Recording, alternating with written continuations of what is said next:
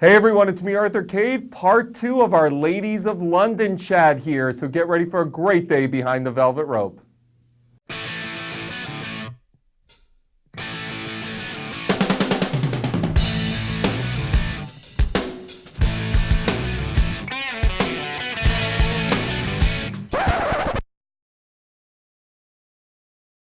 Hey everyone, it's me, Arthur Kade, and I've got part 2 of our Ladies in London chat because, guys, congratulations, season 3. Yes. You're back. You're a newcomer. Yep. You'll never come back after this. Never. I told you my English accent's horrendous. You did warn us. Never. How is my... Never. I'm never coming...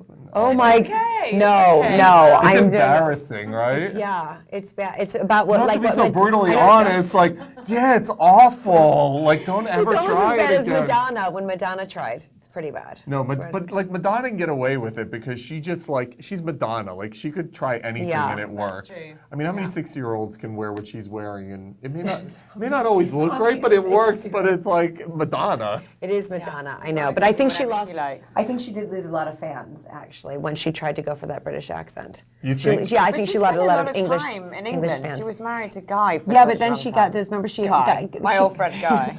Isn't it amazing how we're here to talk about your show, but somehow sorry, it's yeah. devolving? We're on No, Guy- I'm saying it's Guy going to Madonna. devolve. If you bring Madonna up, it could turn into an hour conversation. You could go about forever. her. We're going to be doing Vogue before you know it, right? Put some music on. Yeah, exactly.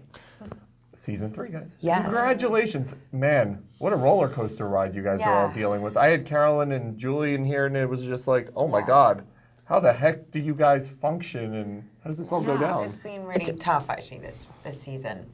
I think we've all had so much going on in our personal lives, and you know, things just happen, and that you don't have any control over it. You can't take things back that you see on camera. It's all there. You can't take once, things back. Once it's Can out, you it's cut out. that? We're going to try that again. Exactly. Can we just reboot our friendship and then start from scratch? It just, you know, it doesn't work like that. So it's a real journey, and most of it has been pretty painful for all of us. Yes. But luckily, we do get to have some fun eventually. There is a bit of fun coming up. There's some fun coming. And Yeah. I think it's, you know, compared to season 1 and season 2, like season 3 is just explosive. Like we came out running this. We're only on episode 4, which aired, you know, last night. We're only on episode 4, and it's already so intense and drama. So like Sophie says, there is some fun coming up. Yeah. I look at this and I'm like, wow, to put this all on camera would be just insane to me. Like I would have so much trouble sharing a divorce, taking over a property, that part of my life. How is it for you guys? Like, Horrible. Like, it is pretty brutal. so how do you really feel, Sophie? Yeah, sorry. I mean, I had serious doubts about whether to do the show this time because obviously my husband and I had just separated, so it was very fresh and it was very raw, and I really didn't want to put that out. But I had a lot of deep conversations with the producers, and they said, you know, we're not going to paint you or your husband in any way. We're going to stay completely neutral, and it could be helpful to people going through the same thing as you are with how you get through it and how you handle it. So it was that plus having a huge support system around me, which most people don't have when they're going through that time. You know, it's very isolating going through divorce. You feel guilty, you feel like a failure, you feel all those emotions, and I couldn't sit at home crying because I had to get out and film and do this and function for my kid. And, you know, so there was never a time where I really hit the bottom, thankfully, although it was at times very hard and very sad.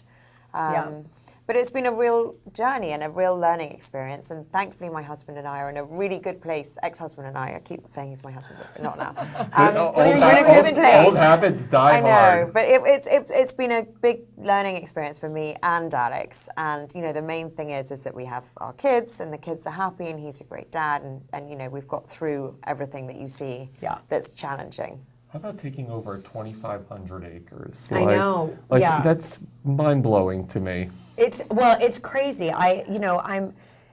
It is insane in the sense that I think that people perceive it as it's just taking over a house, right? A house that happens to be open to the public. No, it's like taking over a state. Yeah, exactly. It's like the state of New Jersey you now oversee. And I'm the governor, exactly. Right. No, it's crazy. I think people forget that taking over 2,500 acres, there's a lot of farmers, so we farm the land. So you're in charge of farmers, and you oversee that, and then there's 25 homes on the land. So my husband and I are basically landlords. Plantation owners. Exactly, plantation owners. And so there's a lot of responsibility, and homes like this cost a lot of money to maintain, and if you don't get it right, the sad thing that happens in England and really probably around the world is if you can't make it commercially viable, you have to sell it, and then it goes into what's called the National Trust in England, which is the last thing you want to happen because you want to keep the home in the family.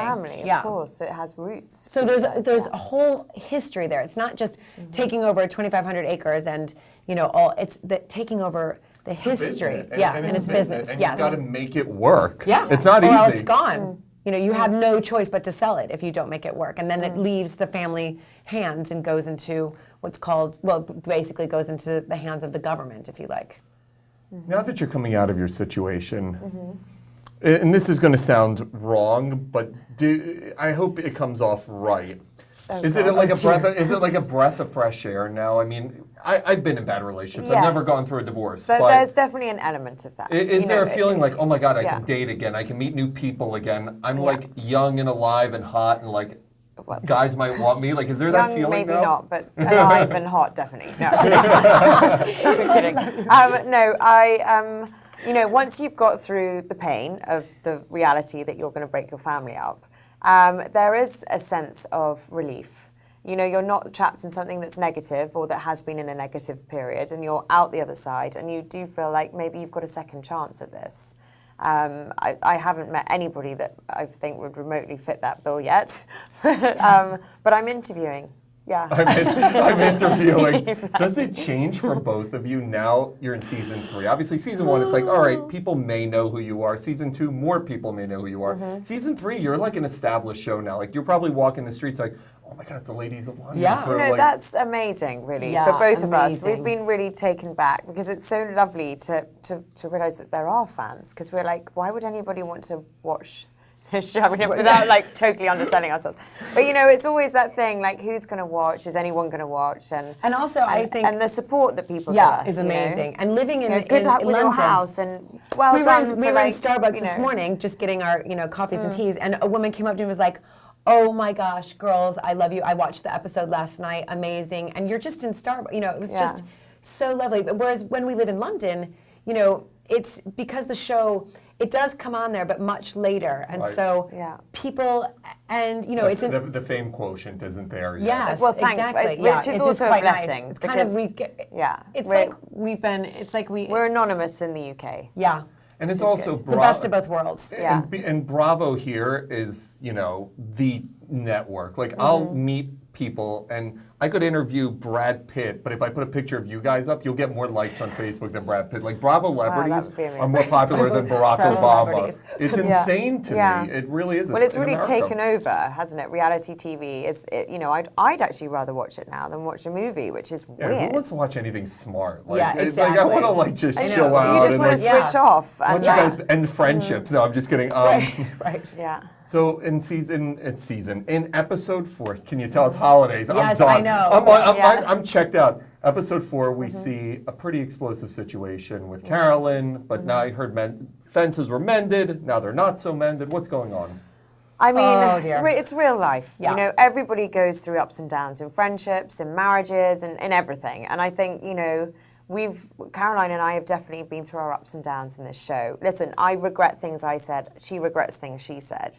And, as I say, luckily we do get to a place in the show that's happy, and we can relive some of the fun that we used to have together.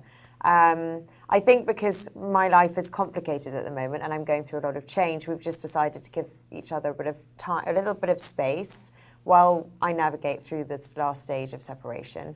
And, it's just too complicated to be hanging out together all the time and, partying with each other, because, this is a serious situation we're in, and she's the sister of the person that I'm separating from, and that puts her in a difficult position and me in a difficult position. So I think, sadly, we've just clashed on a few things recently, and we're just taking some time out of our friendship. On the other end, you talked about potentially putting situations like both of yours and getting feedback. What's been the feedback on the positive end? Have people come to you and been like, wow, seeing your situation firsthand has changed my life. Seeing your situation firsthand has really influenced me. What's it been like? Yeah, I mean, I think, the biggest feedback I get is that I say the word Mapperton too much. So I'm going to make sure that next year when we film season 4 that I don't even say that word. Which, by the way, is the coolest name for an estate God. ever. Like, I want to be to somebody like, where are you from? I'm from Mapperton. The whole world is going to know Mapperton now. I mean, that's what's so funny. Sounds I mean, so English, doesn't it? I think somebody It's so said royal. somebody said that within 10 minutes I said it like 12 times on camera. Seriously, it is like if I have to hear that word myself one more time, I'm gonna go crazy. So now I'm like, I know exactly. Now I'm calling it the estate. Like, but I think also people have said that you're stronger and you're more confident and you're happy to voice your opinion. Definitely from when I met you season 1,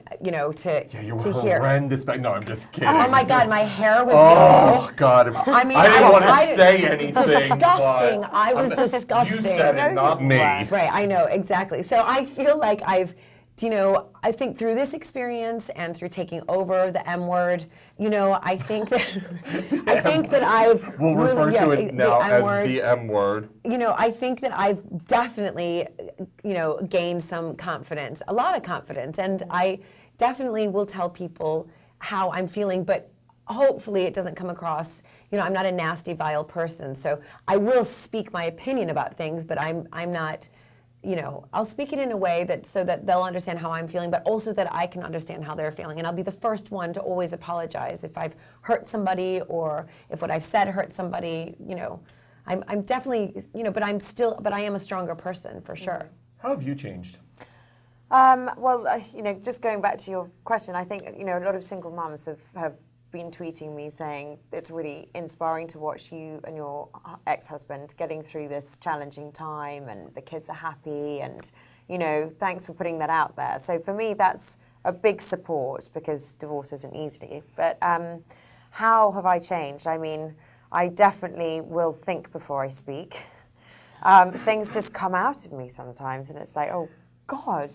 Shoot, why did I say that? I think I've definitely grown in confidence as well. I mean, it's challenging putting your whole story out there, and it's definitely, it's painful and it's brutal at times. But at the end of the day, it does teach you a lot, and it does make you stand up for yourself and have your voice and stand up for what you believe in and make things right that you need to make right, and go through life with a bit more balls, I guess. Yeah. Do you guys watch episodes and almost like an actor dissect yourselves? I've always wondered, like if I watched myself, I'd be freaked the heck out. Do you know, actually this is one bit of advice that Caroline did give me that was actually really good. She said when you're watching it back, just think of yourself as an actress, don't even think it's you.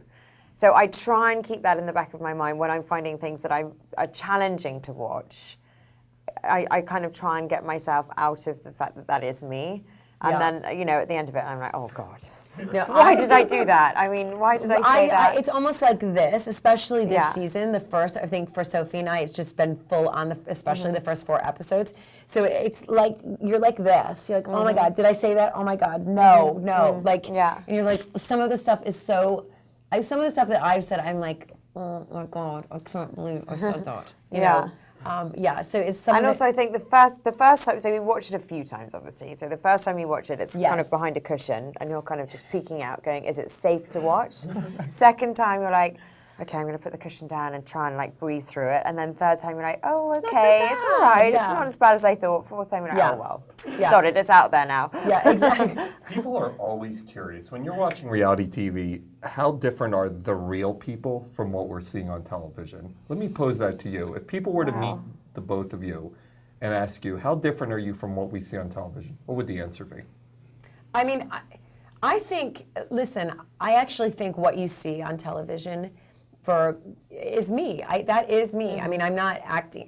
You can tell I'm not acting for the cameras. I mean, I think where it gets a little bit harder is when you're in the interview chair, and you have to, when we're sitting there and we have to have our opinions about it. I think sometimes people are like, oh my God, I can't believe that, Jules said this about so-and-so when I'm sitting in the interview chair.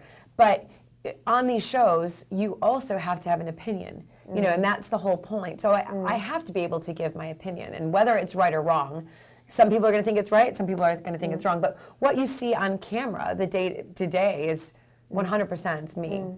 Same for you, Sophie? So exactly the same for me. I mean, you're right. You do have to, you're put in a position where you have to confront things. And in real life, I might just hide under my duvet and go, oh my God, I'll deal with that tomorrow. Or go, or make up immediately and just kind of try and, resolve things really quickly. Whereas with the cameras and in the situation, you have to talk through it. You have to dissect it. You have to analyze it. You have to own it. You have to, and it's like a bigger process, which in actual fact, in real life is a really good lesson to learn. But in normal life, you probably wouldn't do all that.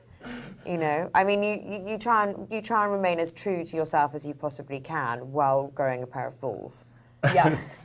Yes. Now that you've Well had put. 3 seasons under your belt, do you guys see yourself wanting to do this long term? Is it like riding a bike at this point? Is it like, it's easy, it's season 4, season 5, season 6? I think it's when you're in it, you'll have the days when you're filming and you're like, I am never ever going to do this again.